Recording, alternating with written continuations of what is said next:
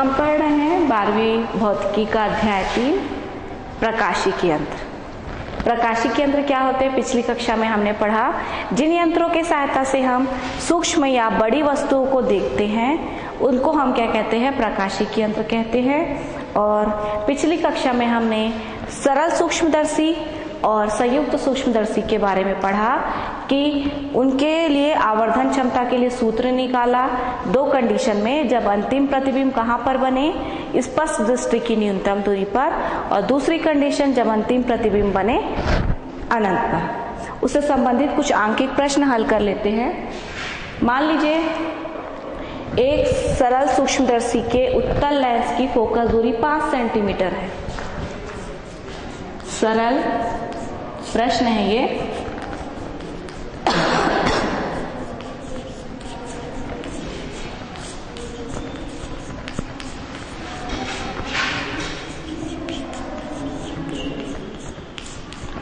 उत्तल लेंस की फोकस दूरी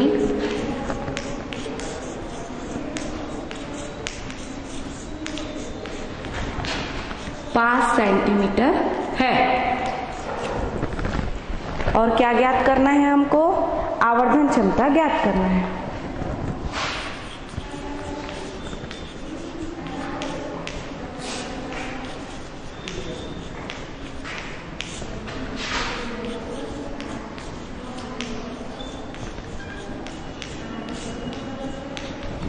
चलिए हल करते हैं।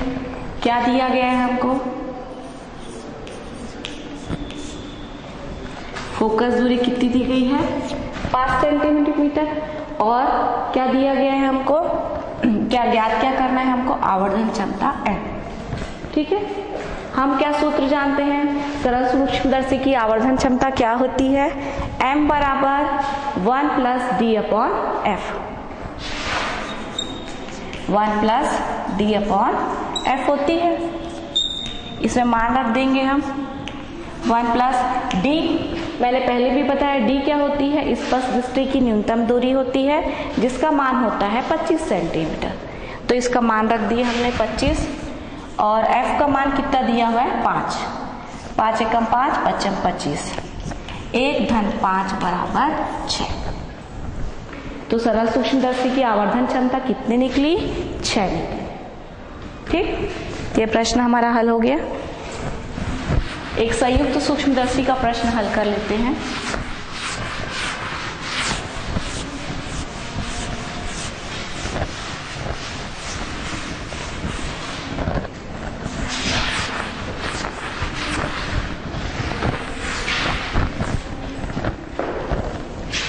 प्रश्न क्या है देखते हैं। एक संयुक्त सूक्ष्मदर्शी में अभिदृश्यक और नेत्रिका की फोकस दूरी एक संयुक्त सूक्ष्मदर्शी में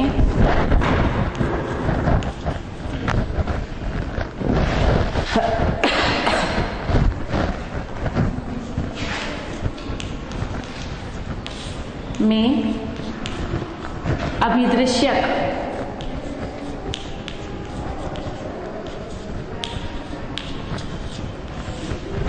तथा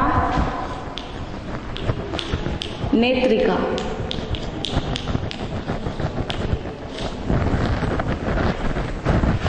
की क्या दिया हुआ है?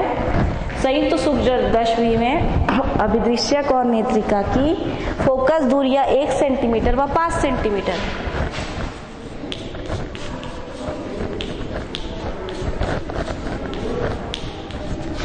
कितनी है? 1 सेंटीमीटर व 5 सेंटीमीटर, ये हमको दिया गया है। और वस्तु जो है अभिदृश्यक से 1.1 सेंटीमीटर दूरी पर है। वस्तु अभिदृश्यक से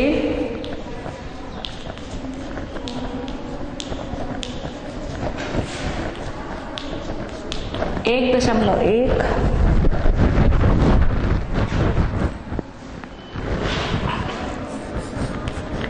दूरी पर है। 1.1 सेंटीमीटर। तो क्या पूछा जा रहा है, यदि अंतिम प्रतिबिंब अनंत पर बनता है तो आवर्धन क्षमता ज्ञात कीजिए। यदि अंतिम प्रतिबिंब अनंत पर बने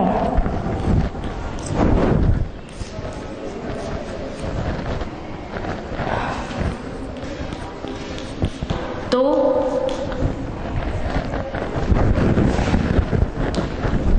आवर्धन क्षमता ज्ञात कीजिए।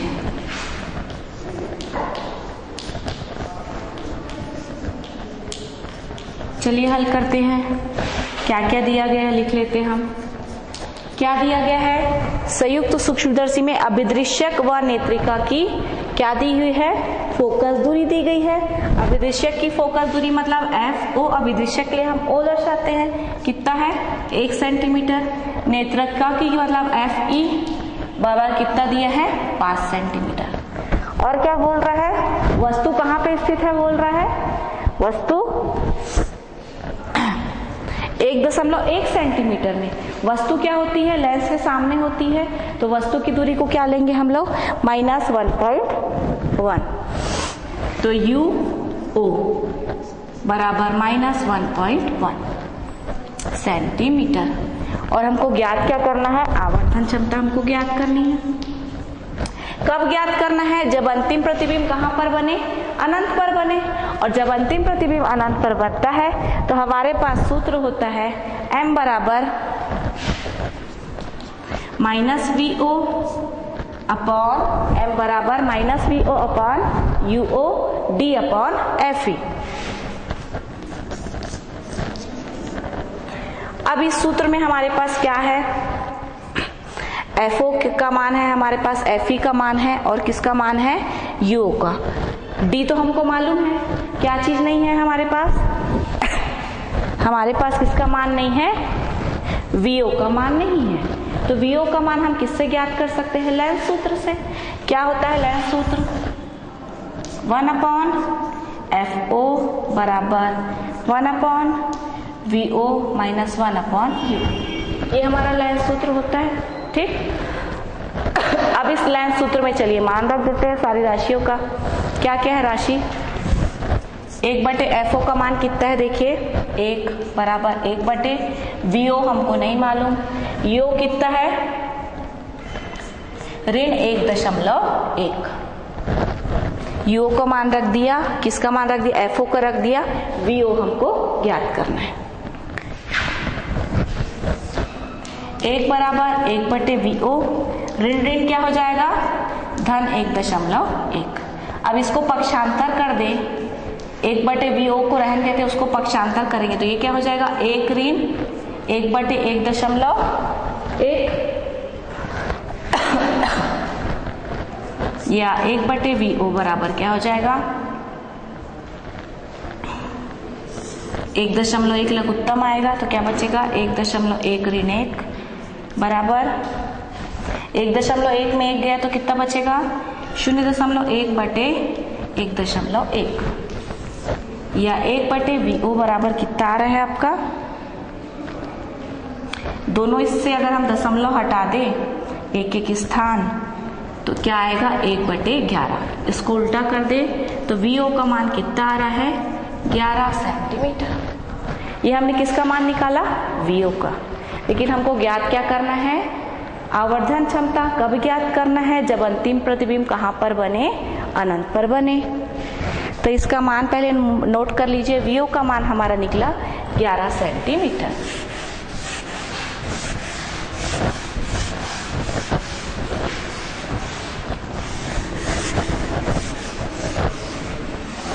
अब हमारे पास सूत्र है आवर्धन क्षमता का, इसमें सारा मान हम लोग रख लेंगे। M बराबर VO की जगह कितना आया 11, UO का मान हमारा कितना था, VO की जगह कितना लिखा हमने ऋण 11, इसका मान हमको कितना मालूम है, कितना है हमारा 25।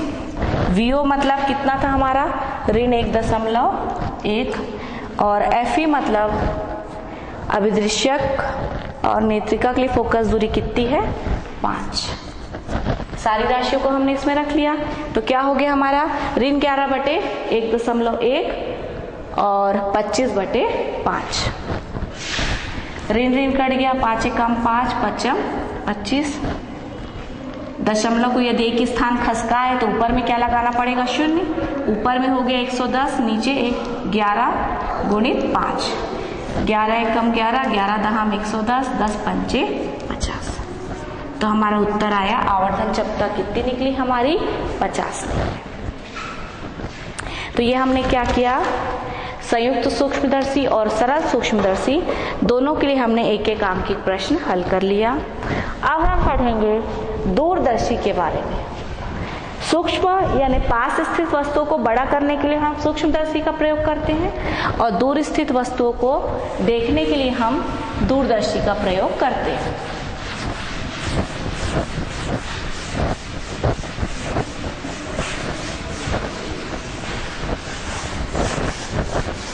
दूरदर्शी भी दो प्रकार का होता है, एक तो होता है परावर्तक, दूसरा होता है अपवर्तक।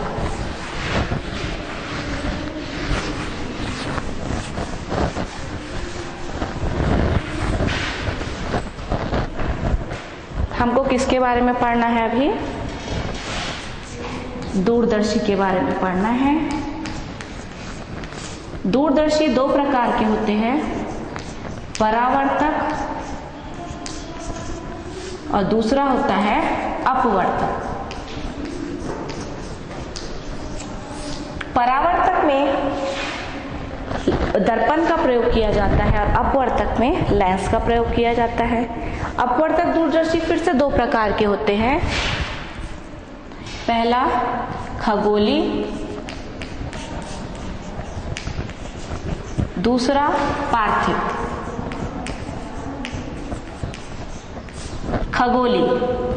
खगोली आकाशीय पिंडों को देखने के लिए जिस दूरदर्शी का प्रयोग किया जाता है उसको हम खगोली कहते हैं, और जो पृथ्वी पे स्थित वस्तु है लेकिन दूर में है उसको देखने के लिए जिस हम दूरदर्शी का उपयोग करते हैं उसको हम कहते हैं पार्थिव दूरदर्शी।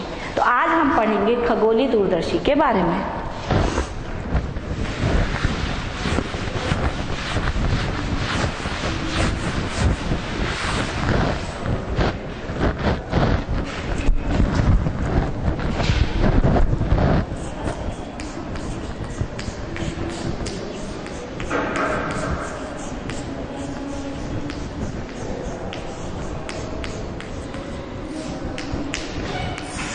पहले इसका चित्र बना लेते हैं अपन।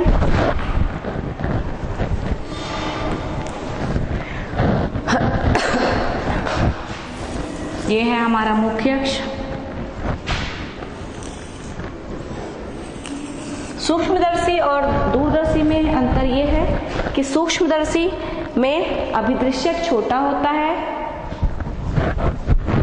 सूक्ष्मदर्शी में अभिदृश्यक छोटा होता है और नेत्रिका बड़ी होती है, लेकिन दूरदर्शी में अभिदृश्यक बड़ा होता है और नेत्रिका छोटी होती है।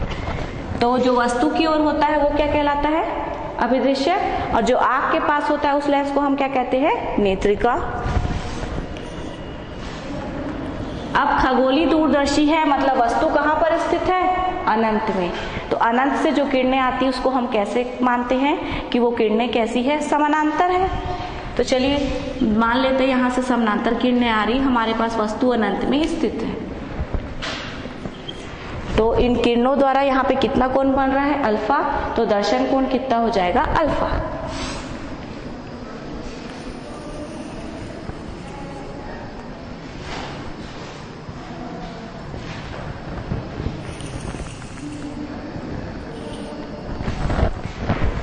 अब हम उत्तल लेंस के बारे में ये भी जानते हैं कि जो किरणें अनंत से आती है या यहाँ से भी मुख्य अक्ष के सामने समानांतर किरणें कहाँ पर फोकस होती, कहाँ पर मिलती है, फोकस में।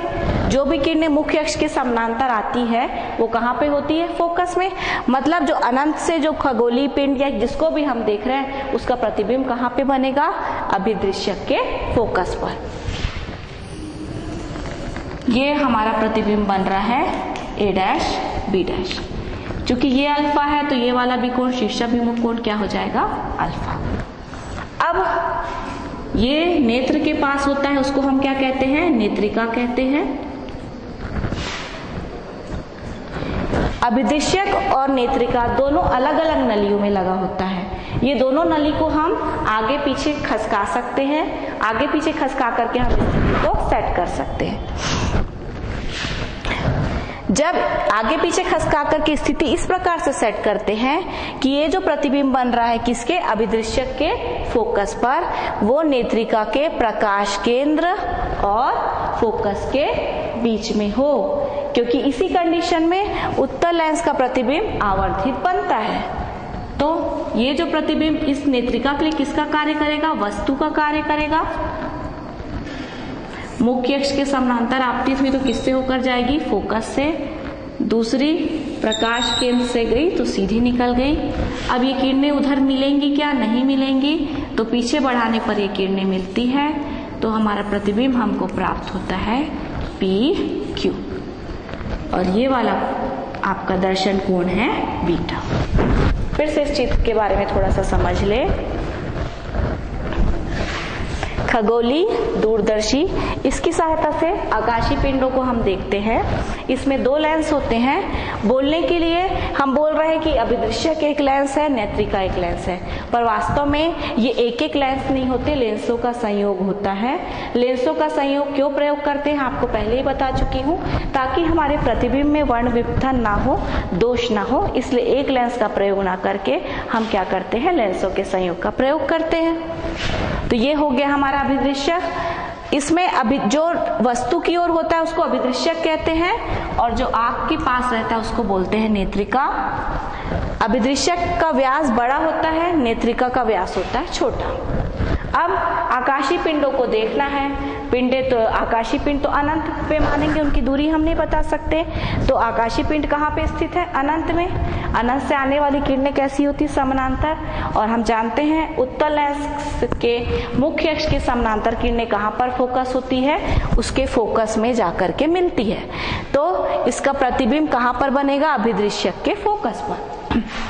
अब नली को आगे पीछे खसका करके हम ऐसी व्यवस्था कर देते हैं कि ये जो प्रतिबिंब बना है वो नेत्रिका के फोकस और प्रकाश केंद्र के बीच में हो, जिससे इसका आवर्धित प्रतिबिंब PQ प्राप्त होता है। क्योंकि मुख्य अक्ष के समानांतर एक किरण आपतित हुई, फोकस से होकर निकल गई, दूसरी प्रकाश केंद्र से, दोनों की दूरी बढ़ते जा रही, कि आगे तो कभी मिल नहीं सकती, तो पीछे बढ़ाने पर ये मिली, जिससे हमको अंतिम प्रतिबिंब प्राप्त हुआ PQ। ठीक, तो AB का प्रतिबिंब हमको क्या प्राप्त हुआ, PQ। अब हमने देख लिया कि खगोलीय दूरदर्शी होता क्या है, और हमने क्या देखा, उसकी व्यवस्था दो अलग अलग नलियों पे लगा है, जिसको आगे पीछे खसका करके हम दूरी को सेट कर सकते हैं। अब हम इसके लिए निकालेंगे आवर्धन क्षमता के लिए सूत्र। खगोलीय दूरदर्शी की आवर्धन क्षमता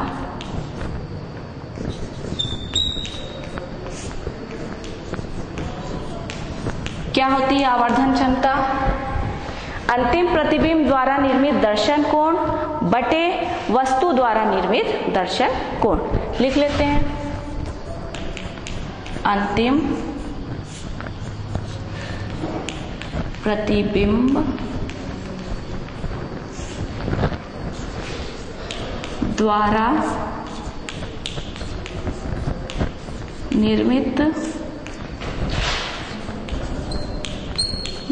दर्शन कोण बटे वस्तु द्वारा निर्मित दर्शन कोण। ठीक, क्या है, आवर्धन क्षमता के लिए क्या है, सूत्र है।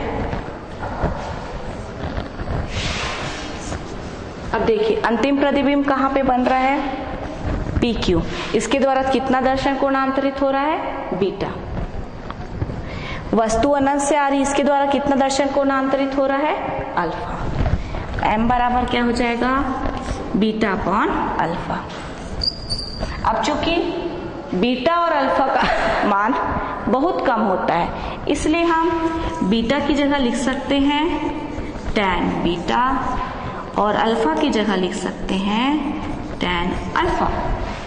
ये दोनों मान को यदि हम इसमें रख दिए तो हमारे पास आवर्धन क्षमता के लिए सूत्र आएगा m बराबर tan beta upon tan alpha.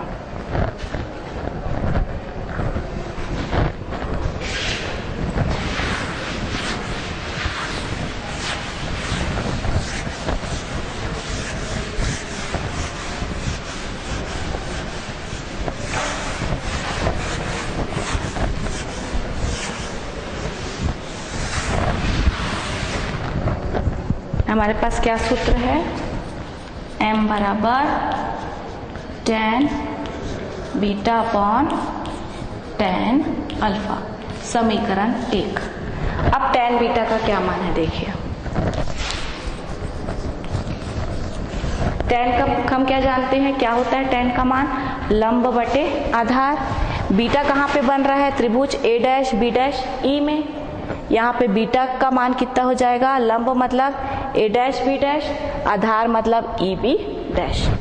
तो tan बीटा बराबर क्या हो गया, a dash b dash upon e b dash tan alpha. अब चूंकि ये दोनों क्या है, शीर्षाभिमुख कोण, ये चूंकि अल्फा है तो ये वाला भी क्या होगा, अल्फा होगा। ये अल्फा है तो tan अल्फा कितना होगा, लंब बटे आधार मतलब a डैश b डैश बटे o b dash, a dash b dash बटे o b डैश। ये हो गया tan अल्फा और tan बीटा का मान।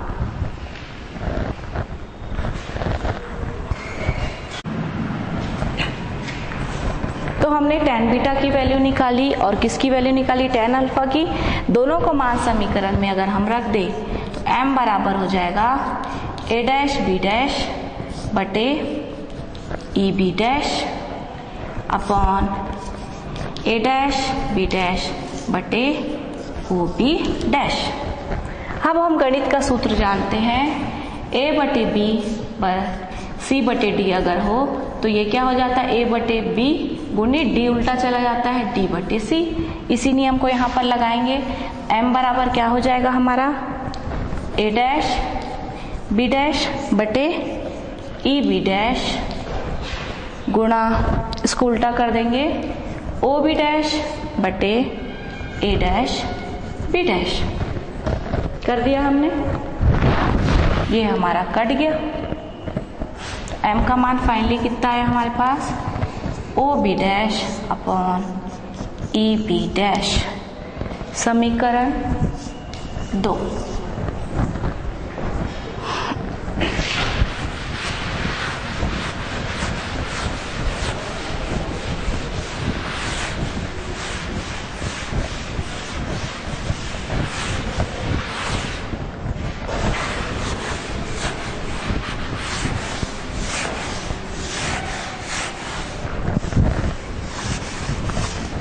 अब ये जो मान निकला है इसमें हम क्या करते हैं, सारी राशियों का मान रख देते हैं। ओ बी डैश क्या है देखिए, ओ बी डैश अभिदृश्यक से प्रतिबिंब की दूरी, पर यहाँ हम इसको प्रतिबिंब की दूरी नहीं लेंगे।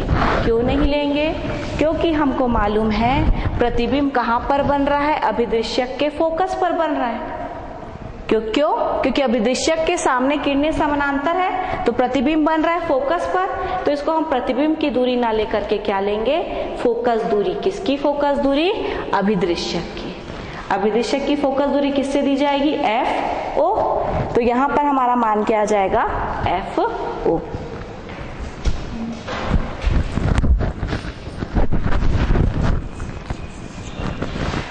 यहीं पे आप लोग कंफ्यूज नहीं होंगे, यहाँ हमने वीओ नहीं लिया है, हमने एफओ लिया है, क्योंकि हमको मालूम है कि प्रतिबिंब कहाँ पे बना है, फोकस पर बना है, इसलिए हमने यहाँ पे ओ बी डैश का मान क्या ले लिया है, एफओ लिया है। चूंकि इस ओर बना है, इस ओर क्या होता है, धनात्मक राशि होती है, इसलिए हमने एफओ लिया।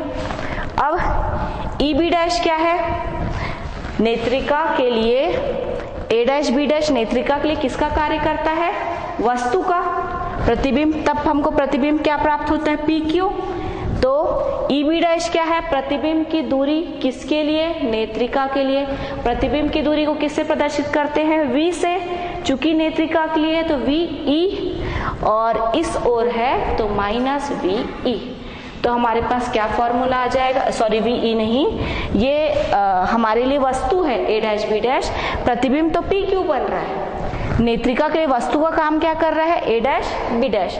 तो ई बी डैश क्या है? वस्तु की दूरी, किसके लिए? नेत्रिका के लिए, और इस तरफ है तो क्या होगा? माइनस। तो इसका मान कितना हो जाएगा? माइनस यू ई।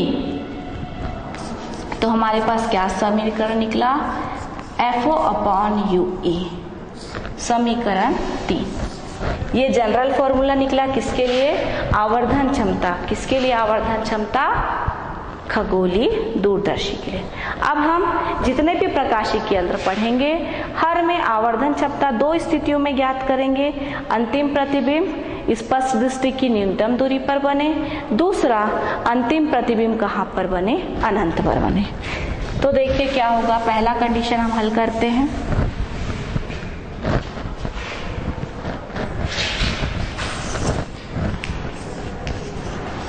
अंतिम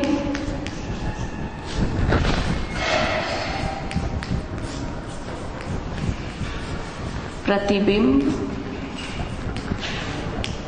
स्पष्ट दृष्टि की न्यूनतम दूरी पर बने। हमारे पास लेंस सूत्र क्या होता है? 1/f बराबर 1/v ऋण 1/u, जहां पे f क्या है? फोकस दूरी, v क्या है? प्रतिबिंब की दूरी, u क्या है? वस्तु की दूरी। ये सब हम किसके लिए निकाल रहे हैं? नेत्रिका के लिए निकाल रहे हैं। और प्रतिबिंब कहाँ पे बन रहा है? स्पष्ट दृष्टि की न्यूनतम दूरी पर। तो v बराबर कितना हो जाएगा? -t। और क्या होगा? नेत्रिका के लिए वस्तु की दूरी क्या हो जाएगी? -u e। और क्या हो जाएगा? नेत्रिका के लिए फोकस दूरी कितनी हो जाएगी? f e। इन सब का मान इसमें रख दे। 1/f e बराबर 1/d ऋण 1/u का मान कितना रखना है हमको? ऋण u e। ये ऋण और ऋण क्या हो जाएगा? धन ऋण 1/d, ये कितना हो गया? धन 1/u e। अब हम क्या करेंगे? पक्षांतर कर देंगे। 1/u e को यही रहने देते हैं। ऋण 1/d को क्या कर देंगे? पक्षांतर। 1/u e बराबर कितना आ जाएगा? 1/d धन 1/f e, समीकरण 4। हमने किसकी वैल्यू निकाली? 1/u e की वैल्यू। इसी वैल्यू को हम किस में रखेंगे? आवर्धन क्षमता के सूत्र में। तब हमारा क्या निकल जाएगा? आवर्धन क्षमता का जब अंतिम प्रतिबिंब कहाँ पर बने? स्पष्ट दृष्टि की न्यूनतम दूरी पर बने। m बराबर -fo 1/u e की जगह पूरा हमको क्या रखना है? 1/d धन 1/f e। या इसको आगे और हल करें तो देखिए इधर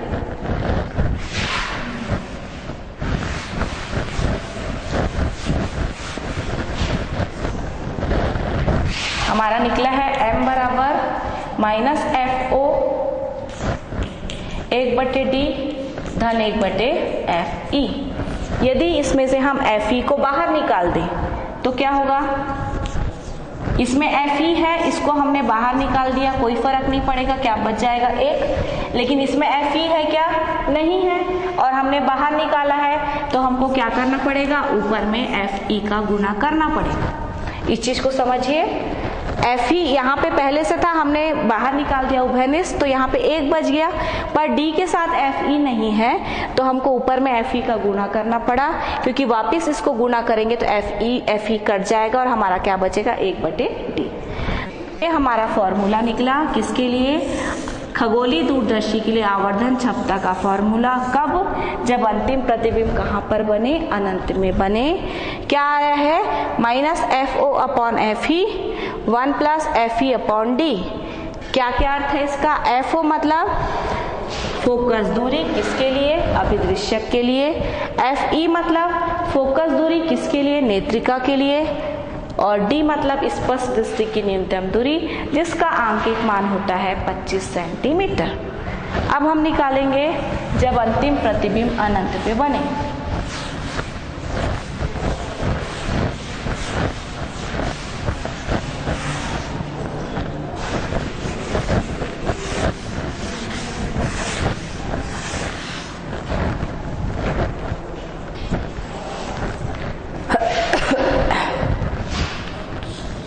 जब अंतिम प्रतिबिंब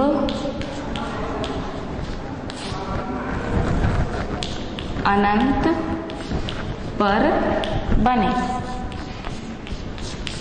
हमारे पास क्या सूत्र है? M बराबर FO/UE, ये सूत्र है। अब अंतिम प्रतिबिंब अनंत पर बने। प्रतिबिंब अनंत पर कब बनता है? हम जानते हैं उत्तल लेंस में प्रतिबिंब अनंत पर कब बनता है? जब वस्तु कहाँ पर स्थित हो? फोकस में। तो वस्तु फोकस में स्थित है तो प्रतिबिंब अनंत पर बनता है, और अनंत से आने वाली वस्तु अगर अनंत पर है तो प्रतिबिंब फोकस पर बनता है। तो हमको क्या बोल रहे हैं कि अंतिम प्रतिबिंब अनंत पर बनना चाहिए, मतलब वस्तु कहाँ पर होगी? फोकस पर।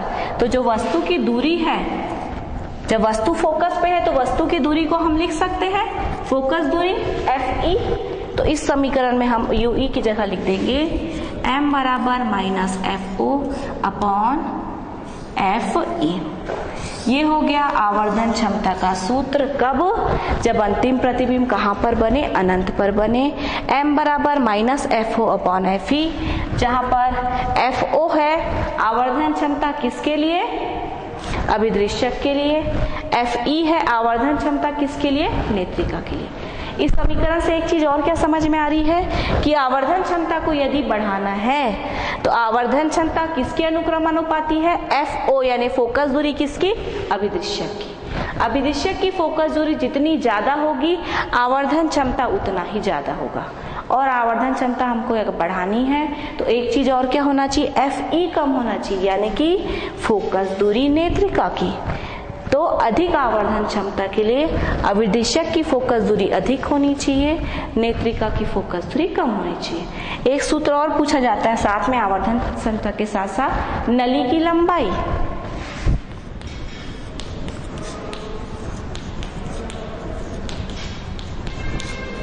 इसमें नली की लंबाई कितनी होगी? नली की लंबाई मतलब यहाँ जो दो सिरे होते हैं, एक में लगा अभिदृश्यक दूसरे में नेत्रिका, तो नली की लंबाई मतलब अभिदृश्यक से नेत्रिका तक की दूरी, मतलब यहाँ से यहाँ तक की दूरी।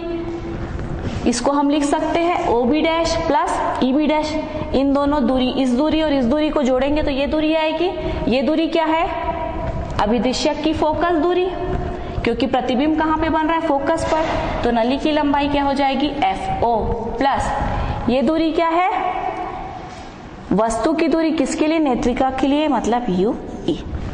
तो यदि पूछा जाए या अंकित प्रश्नों में पूछा जाए कि नली की लंबाई कितनी होगी, तो नली की लंबाई ये प्लस ये है हमारा FO और ये है हमारा UE।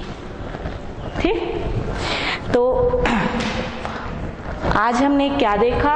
हमने कुछ अंकित प्रश्न हल किए और हमने क्या देखा? खगोलीय दूरदर्शी, जो कि दूरदर्शी के दो प्रकार, पार्थिव और खगोलीय। आकाशीय पिंडों को देखने के लिए हम खगोलीय दूरदर्शी का उपयोग करते हैं और पृथ्वी में स्थित पिंडों को देखने के लिए पार्थिव का। दोनों में अंतर क्या हो सकता है? अंतर दोनों में ये होता है खगोलीय और पार्थिव में कि यदि आकाशीय पिंडों को आप देख रहे हैं ना, अच्छा आपने चंद्रमा देख रहे हैं, तारे देख रहे हैं, जो भी देख रहे हैं, तो वो सीधा है या उल्टा, इसका कोई फर्क पड़ता है क्या? आप सीधा और उल्टा का फर्क पढ़ा सकते हैं क्या? नहीं पढ़ा सकता। तो हमने खगोलीय दृष्टि के चित्र में ये देखा प्रतिबिंब कैसा बन रहा है, उल्टा बन रहा है, तो वो सीधा हो या उल्टा हो उसका फर्क हमको नहीं पड़ता है।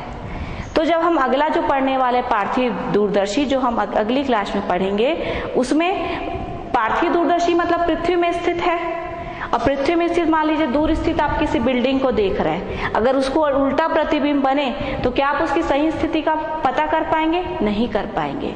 तो पार्थिव दूरदर्शी में यही किया गया, जो खगोलीय दूरदर्शी वैसा ही है, एक लेंस वहां पे और लगा देते हैं जो उल्टे प्रतिबिंब को कैसे कर देता है? सीधा कर देता है। क्योंकि पृथ्वी में स्थित वस्तुओं को देखेंगे तो उल्टा अगर हमको दिखेगी तो हम उसको सही तरीके से उसका अनुमान नहीं लगा सकते। तो ये हम अगली कक्षा में पढ़ेंगे। हमारी आज की कक्षा यहीं समाप्त होती है। धन्यवाद।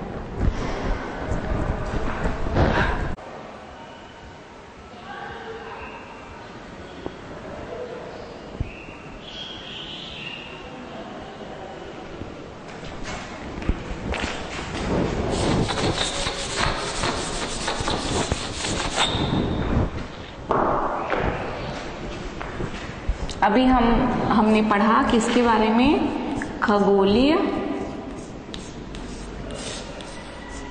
दूरदर्शी के बारे में हमने पढ़ा। क्या होता है खगोलीय दूरदर्शी? इसका उपयोग हम क्या करते हैं? दूर स्थित पिंडों को, आकाशीय पिंडों को देखने के लिए करते हैं। ये एक लेंस जो आकाश की ओर होता है उसको अभिदृश्यक कहते हैं, और इसको हम कहते हैं नेत्रिका।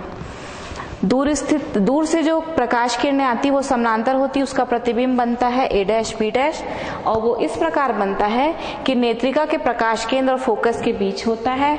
फिर इसका A' B' का आवर्धित प्रतिबिंब हमको PQ प्राप्त होता है। ये हमने अभी पढ़ा था। इसमें देखिए यहाँ पे ठीक कर लेंगे आप लोग, ये किरण जो है आगे बढ़ाना मैं भूल गई थी, इसको ठीक कर लेंगे, क्योंकि कोई भी प्रतिबिंब कब बनता है? जब दो प्रकाश किरणें जहाँ पर मिलती है ना, तो ये दो प्रकाश किरणें आ रही जो एक दूसरे के समानांतर है, पहली प्रकाश केंद्र से गई तो बिना विचलित हुए निकल गई, दूसरी प्रकाश किरण ये आई, दोनों मिली तो इसका प्रतिबिंब हमारा बना A' B'। इसको ठीक कर लेंगे आप लोग, यहाँ पे छूट गया था।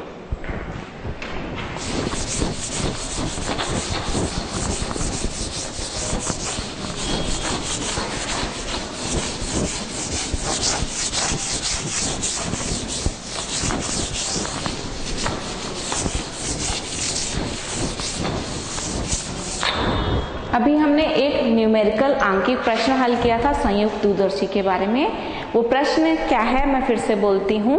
प्रश्न ये है, एक संयुक्त सूक्ष्मदर्शी में अभिदृश्यक और नेत्रिका की फोकस दूरी 1 सेंटीमीटर व 5 सेंटीमीटर है। एक संयुक्त सूक्ष्मदर्शी है जिसमें अभिदृश्यक की फोकस दूरी कितनी है? 1 सेंटीमीटर, और नेत्रिका की कितनी है? 5 सेंटीमीटर, और वस्तु जो है अभिदृश्यक से 1.1 सेंटीमीटर की दूरी पर है, और अंतिम प्रतिबिंब यदि अनंत पर बने तो आवर्धन क्षमता और नली की लंबाई हमको ज्ञात करना है।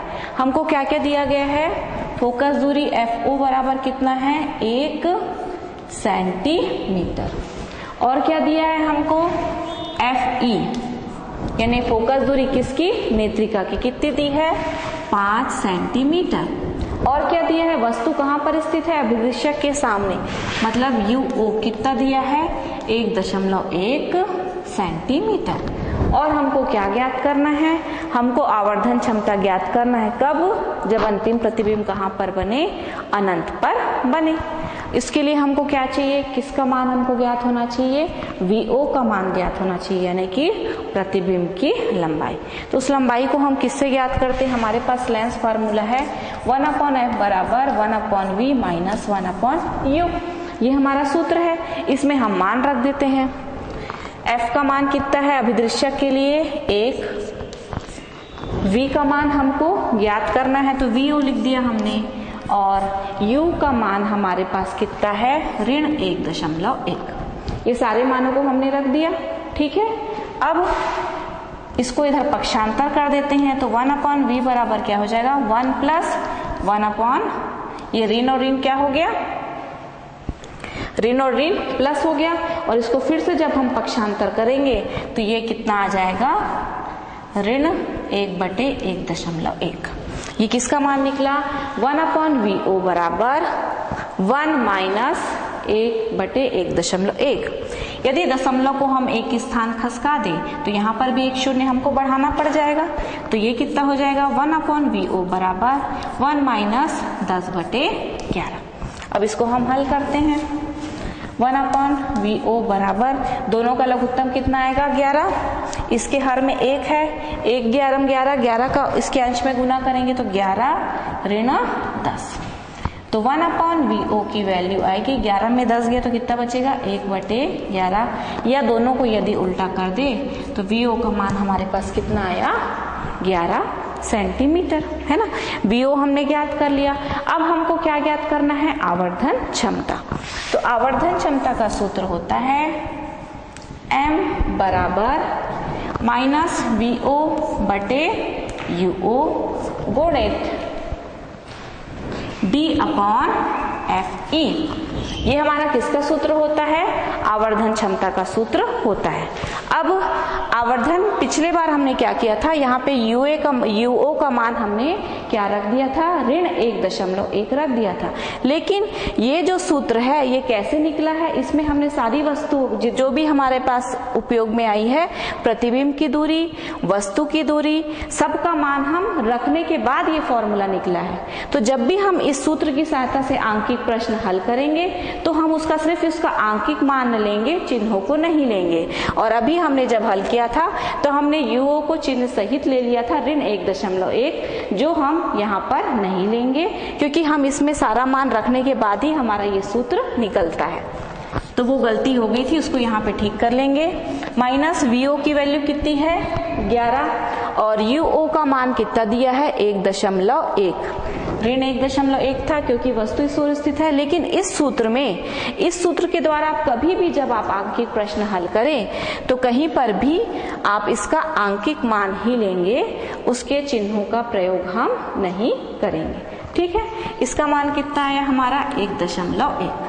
D क्या है, स्पष्ट दृष्टि की न्यूनतम दूरी, जिसका मान होता है 25 सेंटीमीटर।